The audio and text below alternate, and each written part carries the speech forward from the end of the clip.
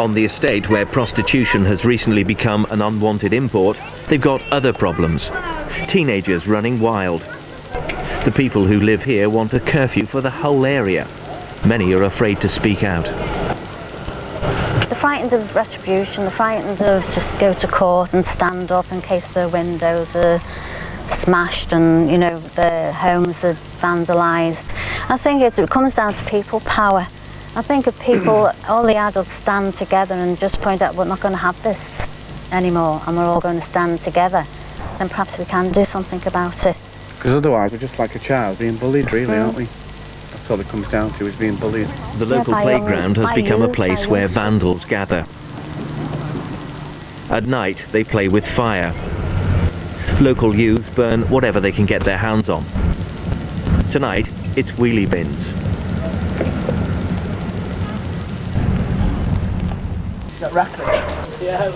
Not all young people on this estate are troublemakers, but Birkenhead's MP believes it's time to confront those in the town who are.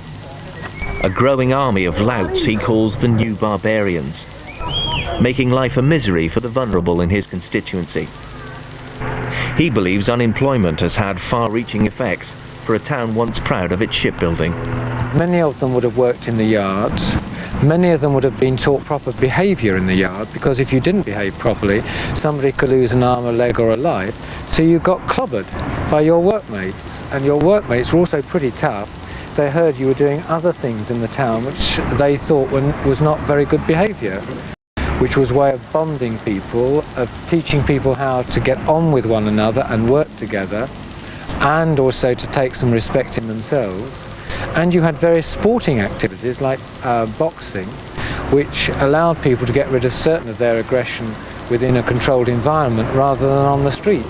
Now, if you strip all these things away, you can't be surprised that we've had some of the problems that we have had, and you add to that terrible cocktail the lack of work, and it's very serious. This is one of the few places in the town centre which keeps teenagers off the street at night.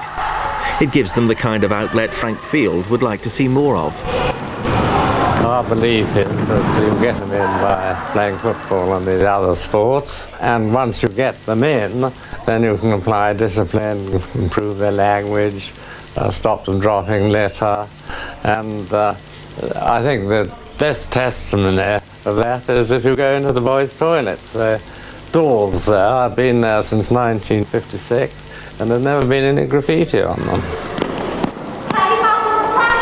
A decade ago there were 10 clubs like this in the town. Now it's one of only 3. When it's closed, playing football outside can attract attention from police. Sometimes you're not even doing nothing and they come and pull you up. I know, yeah, and you start say things, you haven't even done nothing wrong.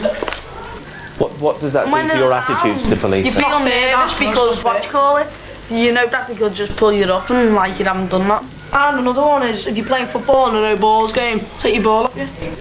Tell your mum to go down to the busy station and get it back. But there's a sign up saying no ball games. Yeah, but there's nowhere else to go. You can't go in the park because it's dark and there's nowhere to go. This is just on Saturday nights. 4 teenagers are drinking late at night in a church doorway. Who's the beer? We'll take this off the church premises and pour it down the grip. Let's have some details on where you're all from. And how old are you? How old are you? What's that like? What's in there now? What's your name then? If you can prove to me that you're over 18, which I don't think you are, then you can have it back, no problem at all. I'm telling you that it's against the law now. If you're under 18, to be drinking in public. New laws mean police can confiscate their alcohol if they're under 18 drinking in public. It's the sort of legislation Townsafe relies on to confront young people misbehaving. This is, seems to be quite a sort of drinking down here. There's all sorts. Look at all these, it's disgraceful. It's not us, it's not us. Who is it then? It's younger kids than us. Is it? We sit here half the night. The younger kids come here from... Why'd you pick the church, the low places, to start drinking? I don't know. That'll do now. Okay then, girls, we've got your details. Let's not catch you here again, okay? Okay. We're going, girls, come on. Here you go. I'm just going to put these in the bin.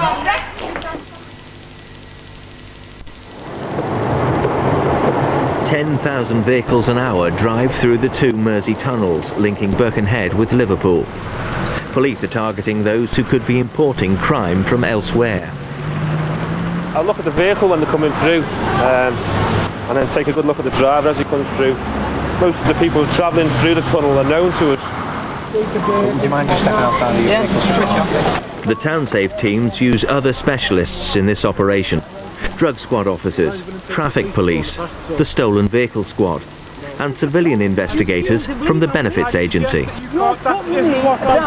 On average, we've found on operations like this in the past that roughly 1 in 10 of the people we've interviewed are actually on benefits and shouldn't be on benefits. If you are working, I've spoken to you before, moderate your language or you will be arrested. Do you understand? And at the moment we're looking for the vehicles to be either stolen vehicles, ring vehicles, or possible drug traffickers coming from Liverpool. Can you give them proper search in the van?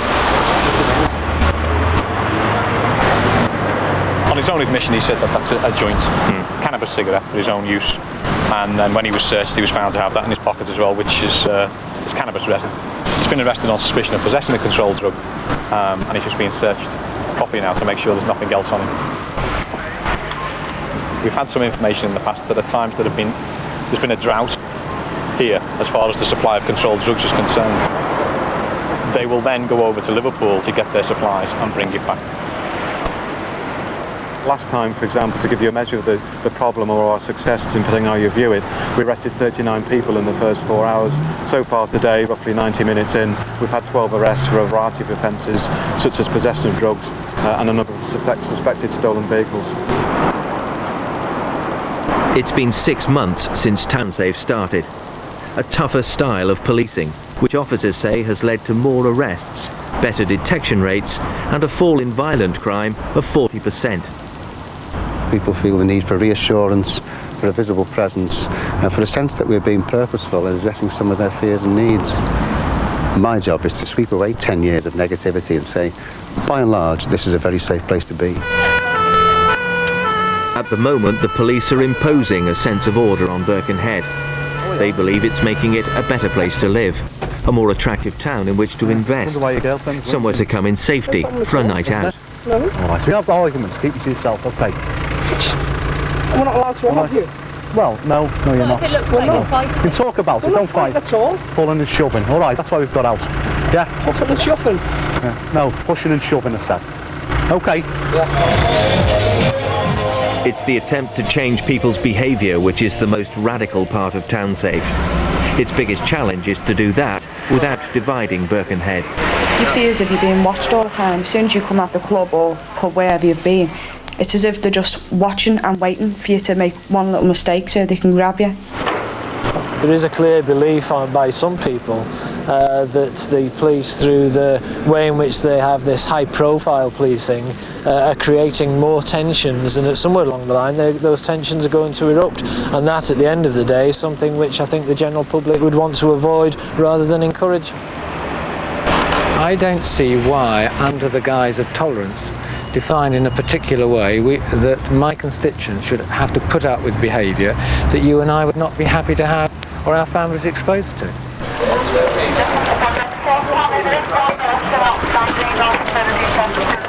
I'm absolutely confident that Townsafe will be effective. If it doesn't achieve all that they hope for it, I will tender my resignation.